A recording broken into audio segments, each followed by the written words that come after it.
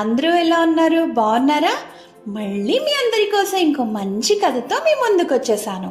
ఇవాళ మనం వినబోయే కథ పేరేంటంటే ఉడతకు చారలు. ఇంకెందుకు ఆలస్యం, అందరం సరదాగా కథ వినేద్దామా? అనగనగనగా ఒక గ్రామంలో విద్యానాథుడనే మహాపండితుడు ఒక గురుకులాన్ని నడిపేవాడు. దాని ఖ్యాతి విని ఎంతో దూర ప్రాంతాల నుంచి కూడా విద్యార్థులు అక్కడికి వస్తూ ఉండేవారు. విద్యానాథుడి కొడుకు బృహస్పతి తండ్రికి ఏమాత్రమూ తీసిపోని పండితుడుగా తయారయ్యాడు.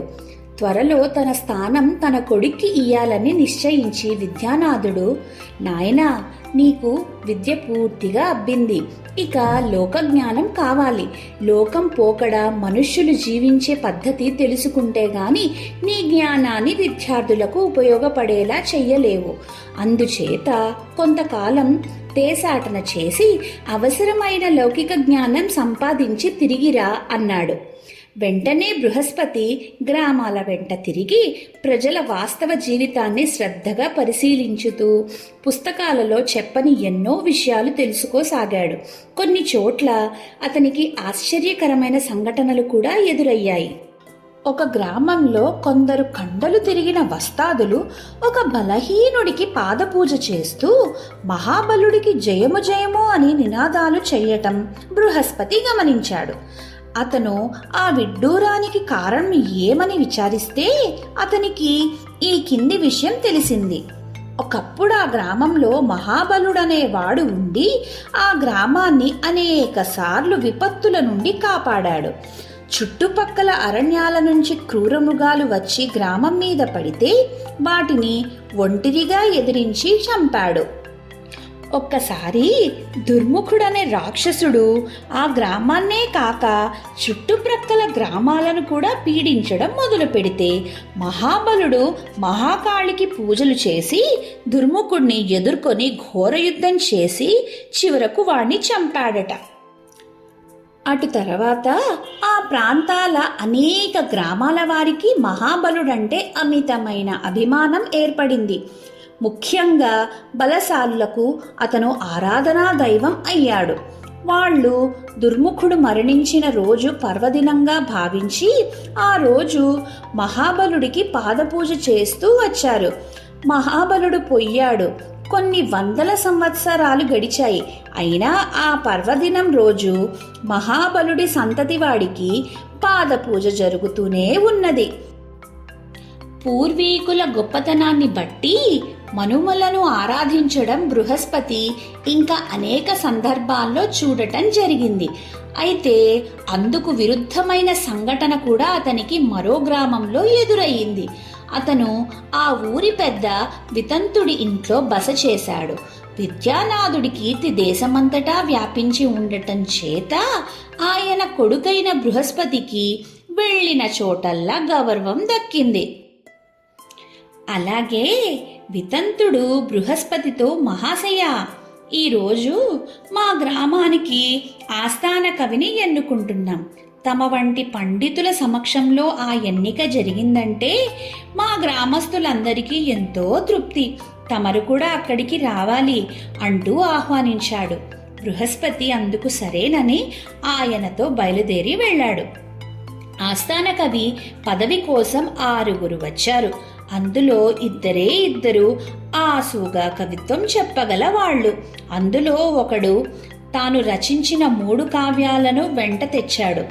ఆ కవిని చూసి వితంతుడు అకస్మాత్తుగా, నువ్వు అంబరుడివి కదూ అన్నాడు. అతను అవునని తల ఆడించాడు.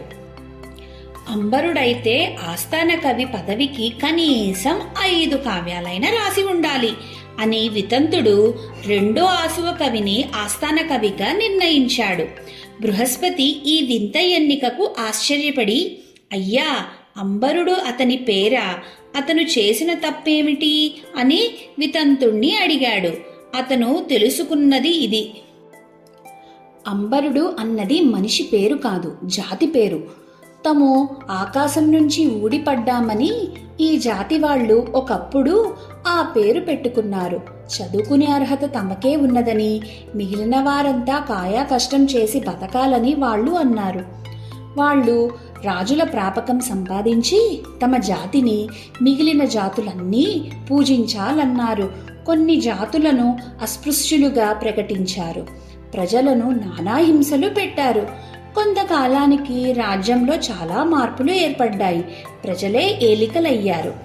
అప్పటి నుంచి అంబరుల మీద అనేక ఆంక్షలు విధించబడ్డాయి. ఇప్పటి అంబరులలో తాము అధికులమన్న అహంకారం ఏమీ లేదు. కానీ వాళ్ళ పూర్వీకులు చేసిన తప్పుకు అంబరులకు కలకాలం కష్టాలుంటాయి.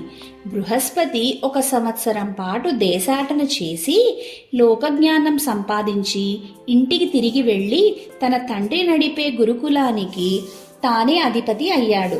ఒకనాడు అతను శిష్యులకు ఉడతా భక్తి గురించి చెబుతూ, రాముడు వారధి కట్టేటప్పుడు ఉడత చెయ్యాలనుకున్న సహాయానికి మెచ్చుకుని ఆయన దాన్ని వేళ్లతో రాచాడు. ఆ చారలు ఇప్పటికీ ఉడత జాతికి ఉన్నాయని అన్నాడు.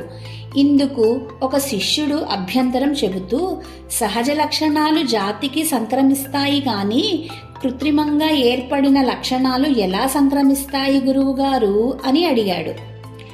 మా నాన్నకు చిన్నతనంలో నుదుటి మీద గాయమై మాని మచ్చ కట్టింది. కానీ ఆ మచ్చ మాకెవరికీ రాలేదు అన్నాడు బృహస్పతి.